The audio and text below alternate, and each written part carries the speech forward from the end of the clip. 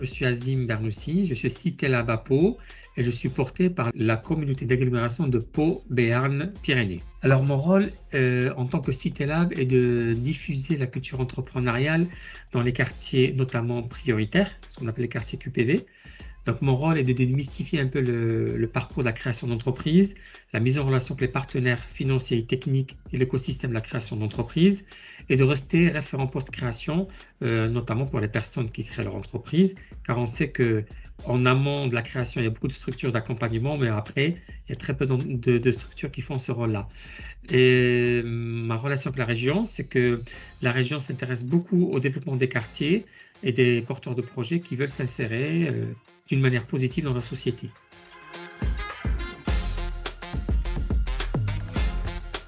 Les différentes étapes accompagnant les entrepreneurs, première chose pour moi, c'est d'aller les détecter, les amorcer. Ça veut dire trouver des gens, avoir une démarche proactive, aller vers les gens et voir s'ils ont une idée de création ou un projet. Une fois cette étape déterminée, on travaille sur le cadrage du projet, c'est-à-dire d'une manière générale, quelle est l'activité, quels sont les clients, quels sont les fournisseurs, quels sont les concurrents, de quel financement ils auraient besoin. Une fois que ce travail-là est fait, qui peut durer 2 mois, 3 mois, 4 mois, parce qu'il y a une étude de marché à faire, j'oriente ensuite les porteurs de projets vers les partenaires que j'ai à ma disposition. Ça peut être l'ADI, les chambres consulaires, un expert comptable, un notaire, voilà, tout l'écosystème de la création d'entreprise qui vont à leur tour faire un accompagnement plus approfondi et qui vont valider et ou financer le projet. Une fois que le porteur de projet crée son entreprise, je reste toujours son référent pour, s'il rencontre des litiges ou des problèmes ou quoi que ce soit, j'interviens pour alléger ces problématiques-là tout au long de son parcours de créateur afin qu'il puisse devenir autonome par la suite.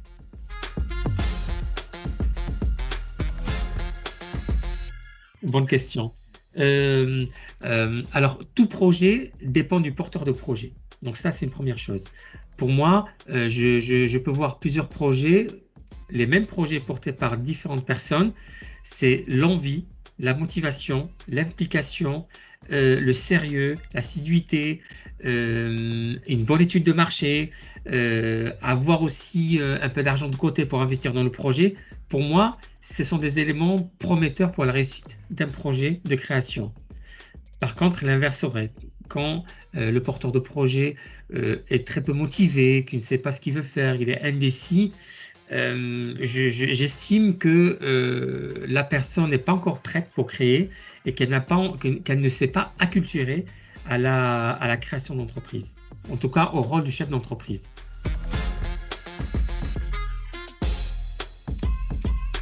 Le conseil que je donnerais à un porteur de projet, c'est de se faire confiance, 2, de travailler pour réaliser son projet. Et comme le disait Aziz Seni, qui est entrepreneur issu du quartier de Mantes-la-Jolie, dans la région parisienne, et il a résumé ça en 4 lettres, qui s'appellent RATP. Bon, ce n'est pas la société de transport parisienne, mais ce sont des diminutifs qui veulent dire R, il faut du rêve, parce qu'un porteur de projet qui n'a pas de rêve, il ne pourra pas réussir, et qu'il faut le rêve, c'est important. Il faut le A, de l'ambition, c'est-à-dire être ambitieux dans son projet, ne pas s'arrêter à un seul point, mais toujours avoir des objectifs, des paliers d'évolution.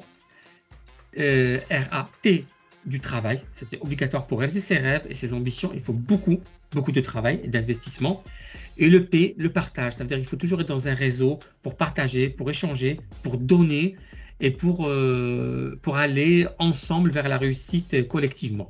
Parmi les conseils, j'aimerais dire aussi que le porteur de projet, pour les porteurs de projet, il y a beaucoup de structures d'accompagnement et qu'il ne faut pas hésiter à les solliciter parce qu'ils sont d'un grand secours, d'un grand accompagnement. Ils peuvent ouvrir des réseaux, ils peuvent voir des choses que nous ne voyons pas. Donc du coup, il faut qu'ils s'appuient sur les réseaux d'accompagnement, c'est hyper important.